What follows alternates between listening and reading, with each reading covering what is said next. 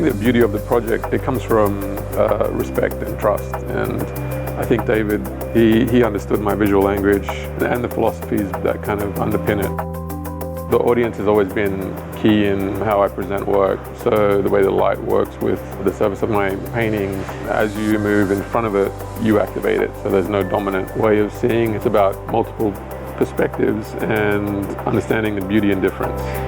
Thinking about how that translates to this large building was a new experience for me.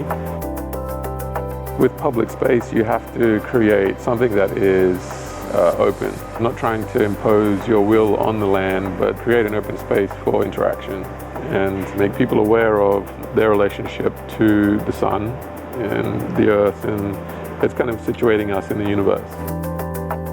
It's not a static building, you know, it's constantly evolving with light, so your movement and the way you perceive yourself in it draws you into the work. I think it's important that we listen to our environment and that we don't try and impose our will on the environment. So the holes in the canopy, they will let the elements through, you know, so rain will come through those holes. And it's kind of the same as standing under the tree for shelter when it's raining. You'll just have to move slightly to one side and should be okay.